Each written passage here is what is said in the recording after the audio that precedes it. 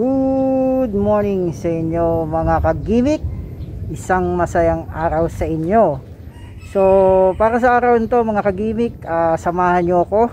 Pupunta lang tayo dyan sa isang paggawa ng upuan para sa ating motor. Particularly dyan tayo pupunta sa Boss Mel Custom Seats dyan sa may Pulang Lupa, dyan lang sa may Las Piñas. So bakit nga ba tayo pupunta dyan mga kagimik, no? Kasi kung mapapansin nyo mga kagimik, no, sira na itong upuan natin na to, yan, no? May butas na siya dyan. So kaya kailangan nating papalitan na, kasi ito, yan, no, dito yan nagsimula yung parang pinakatahi niya na wakwak dito, yan, hanggang sa lumaki na ng lumaki. Tapos meron pa dito mga kagimik, yan, no, sa may gilid, ayan, no, yan, no. O wak-wak na din yan, ayan, o. Kaya yan ang mga sira ng ating motor, kaya kailangan na natin papalitan. Kaya ayan, pupunta na tayo ngayon sa Boss Mel Custom Seats. Alright.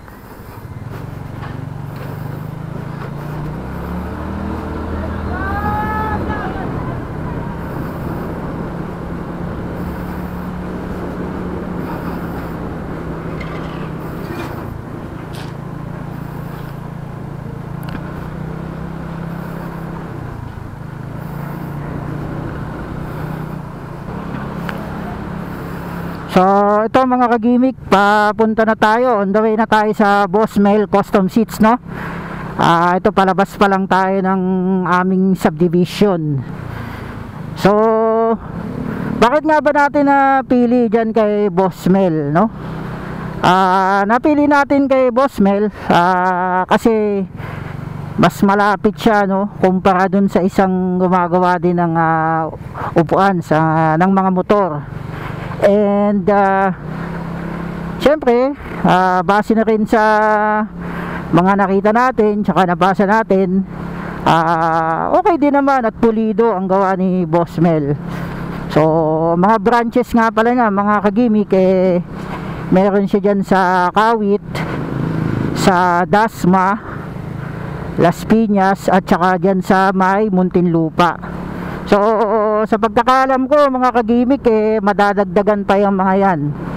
So dito tayo pupunta sa may Las Piñas, dyan lang sa may Pulang Lupa 1, no? Papunta doon siguro mga 30 minutes lang, o mas malapit talaga. And yan, kagaya na nakita nyo nga kanina mga kagimik, may butas na nga yung upuan natin, no? And pagka umuulan, yan, nababasa yung foam sa loob. Itong pagpapalit ko ngayon ng seat cover ng upuan, no? Pangalawang beses ko pa lang na magpapalit mga kagimik. Yung una natin is from the original na leather seat cover niya, nagpalit tayo sa pagkakatanda ko, pag hindi 2016, 2017, no, nagpalit tayo mga kagimik. So matagal-tagal na rin. Alang nung pagpalit natin noon mga kagimik, nagpalit tayo noon siguro mga 2-3 months. Napansin ko may konting wakwak na doon sa pinaka tatak niya, kasi yung tahi ng tatak nagkaroon ng doon, parang yung wakwak doon sa pinaka tahi. And then habang tumatagal, syempre lumalaki. Hindi naman natin pinapalitan kagad mga kagimik, kasi sayang naman dahil kapapalit nga lang natin. Sabi ko nga sa inyo, months pa lang nagkaroon na siya ng wakwak. So pinagtiyagaan din natin ng ilang taon yan, no? totaling nabutas siya siguro after 1 year mahigit din nung talagang totally nabutas na siya. And ang papalit natin nun parang 800 yung binayad ko nun. Binayad natin nun mga kagimik. So kaya nga pang hinayang naman, di ba mga kagimik, kung papalit kagad tayo.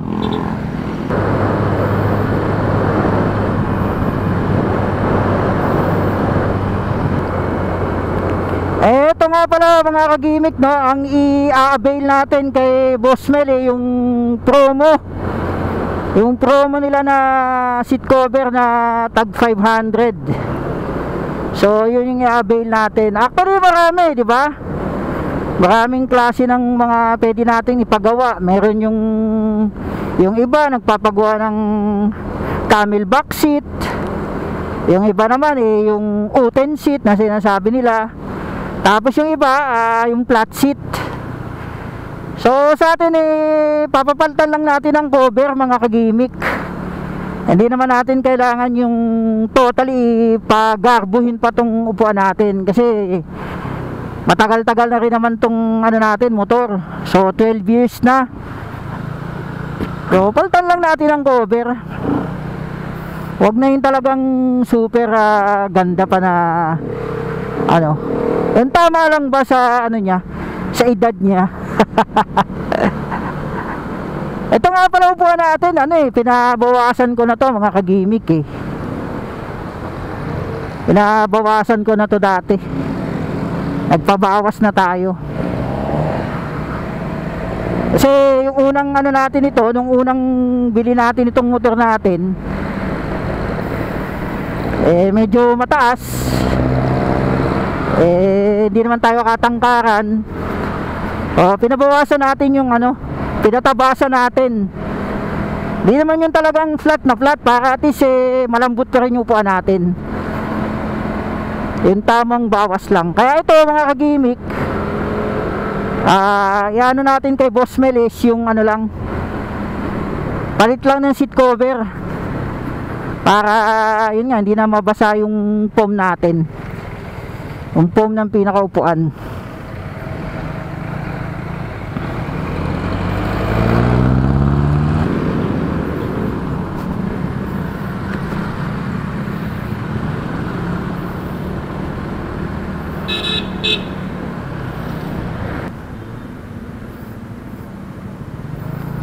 Ito mga kagimik, natatanaw na natin Boss Mel. Natatanaw na natin siya. Dito nga pala yan sa Diego Serra Avenue. So sana walang masyadong nagpapagawa para mabilis tayo matapos.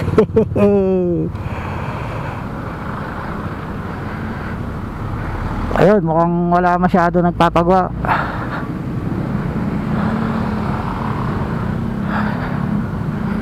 Ayun, konti lang tao mga kagimik. So at least mapapagawa na natin to, no? Ito, Boss Mel Custom Seats. Nandito na tayo mga kagimik. Alright. Ito yung mga services nila, no? Pre-tabas, cover, dagdag foam, flat seat, camel back seat. So ito na may mga klase ng nila, no? Bride, JRP, Natong. Yan. So pipili lang kayo dito kung anong gusto nyo ipagawa. So ayan, dito naman tayo sa kabilang side. Ayan, makikita natin may mga blue, may red, gray. Ayan mga camel back seat. Ayan, dito sa Boss Mel Custom Seats. Ayan, mga uten seat. Ayan. Ayan iba-iba. Ayan, may mga awards na rin sila, yung mga trophy. And then dito yung waiting area nila, mga kagimik. Ito naman mga kagimik, gusto nyo, ayan Boss Mel Custom Seats, nakatahi, naka-embroider yung yung pangalan na Boss Mel. So ayan iba-ibang mga camel back seat. Ayan, ito yung una-una may red. So two-tone siya. Ito pure na black lang. Ayan. So ito din isa, ganun din. Ayan. So kung mga NMAX ang motor mo, Aerox yan. Ito two-tone din, ayan, may blue. So ayan, ganda oh, diba? Hindi ka na talaga dudulas nito. So ito naman, ayan, plain lang, simple. Ganda ng pagka-leather oh. Ayan, tapos may stitch, ayan, na red. Ayan, may stitch na red. Yung sa atin, hindi na natin pinalagyan mga kagimik. So ayan, ganda diba? Ito mga kagimik, yung JRP nila, no? Ayan o, may blue, red, siyempre black. Ayan, JRP, tsaka ito, ayan, Natong. Ayan. Ito, napanood nga pala natin tong JRP sa, ano, no, sa live ng Boss Mel sa Dasma. So, itong JRP is 1 plus. So, ayan, iba-ibang kulay. Merong JRP na, ayan o, embroidery. Ayan o. At saka ito, yung JRP naman na rubberize yung logo. So, ayan. Rubberize logo. And then, ito, embroidery. Nakatahi yung JRP na tatak. So, ayan o. Yan. So, pili na lang talaga kayo, no? Mga kagimik, kung anong gusto nyo design at ipagawa. So ayan mga kagimik, no, ito bagong bago ng ating seat cover. Ayan, no, kitang kita nyo naman, no, German leather yan mga kagimik, di ba? Kinis, sinimplihan lang natin. Pwede kasi to, pwedeng palagyan mo ng ano, no, ng stitch dito, tahi. So additional na 750 ka pagka ganun. So tayo ito mga kagimik, simpleng-simple lang. Alright. At eto na nga mga kagimik, no, na palitan na ang ating seat cover, ang cover ng ating upuan. So kita nyo naman kanina sa video, no, ganda ng pagkakagawa. So simpleng-simple pa yan mga kagimik, no. As in, pinapaltan lang natin yung pinaka cover ng ating upuan. Hindi na natin pinalagyan ng ano, ng stitches.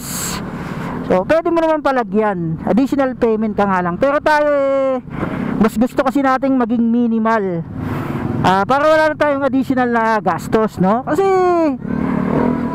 ito namang motor natin actually hindi na bago. So pwede, kung tutusin, pwede ko namang padagdagan rin. Kaya lang ang sa akin kasi mga kagimik, pwede naman simple, di ba? Kasi ang importante lang naman napalta na nga yung ating cover, para pag naulan hindi na mababasa. Hindi na mababasa pati yung pantalo natin, puwita natin, at saka yung angkas natin, yan. Okay na. So habang nandoon tayo mga kagimik, habang papagawa tayo, akalain mo dumating pa si Boss Mel. Napakaswerte naman natin at yung may-ari mismo nakadaupang palad natin. Napakabait mga kagimik. Tama nga yung sinasabi ng mga naka-experience na ma-meet si Boss Mel. Napakabait. Nag-share siya ng mga business insights niya at saka kung paano niya itrato yung mga tauhan niya. So yan, sabi nga niya is busy siya, nag-iikot-ikot sa mga branches niya. And abangan natin mga kagimik, magkakaroon na rin siya talaga ng branch dyan sa parteng norte, no? Siguro mga Manila o Caloocan area. Abangan na lang natin kasi para din yan sa mga gustong magpagawa sa kanya ng manggagaling o base dyan sa norte, di ba? So yung mga Bulacan, yan, mga taga Pampanga, pwedeng, kung gusto mo talaga maka-experience ng gawang Boss Mel, di ba? So mga kagimik, gusto ko nga lang pala shout out si Sunshine Marie Dador Asuelo. So magandang araw sa iyo, Shine. Papa-shoutout kasi siya sa atin mga kagimik. So ingat ka palagi dyan sa trabaho mo. So mga kagimik, lagi lang natin tandaan, spread good vibes, always think positive, and ride safe lang tayo mga kagimik.